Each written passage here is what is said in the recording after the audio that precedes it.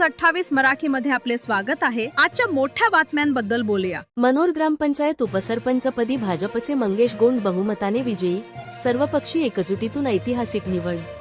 मनोर ग्रामपंचायत उपसरपंच पदाच्या निवडणुकीत भारतीय जनता पार्टीचे श्री मंगेश गोंड यांनी बहुमताने दणदणीत विजय मिळवत उपसरपंचपदी विराजमान होण्याचा मान मिळवला। झालेल्या निवडणुकीत गोंड यांना एकूण 17 पैकी 13 मते मिळाल्याने त्यांचा विजय निश्चित झाला। अनेक वर्षांनंतर गावाच्या विकासासाठी सर्व राजकीय पक्षांनी एकत्र येत एकजुटीचे दर्शन घडवले।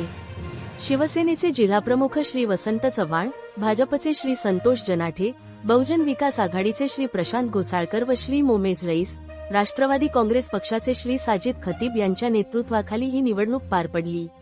यावेळी सरपंच श्री चेतन पाटील यांच्यासह श्री सुमती जैन, श्री पुनीत बारी, श्री तानाजी घोलप, श्री प्रकाश जैन, श्री मनीष भानुशाली, श्री कैफ रईस, श्री दामोदर कासट, श्री तौफिक घाची, श्री वैभव धनगावकर, श्री निशांत पाटील, श्री कुणाल बरफ, श्री विजय काळे तसेच सर्व ग्रामपंचायत सदस्य, पदाधिकारी व कार्यकर्त्यांनी एकमताने श्री मंगेश गोंड यांना पाठिंबा दिला।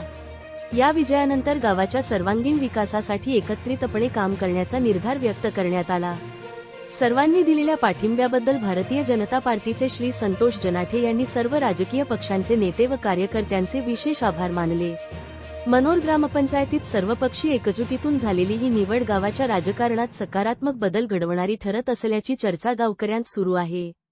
वार्ताहर इंडिया न्यूज 28 साठी खलील अहमद पटेल, पालघर तालुका क्राईम रिपोर्टरची रिपोर्ट।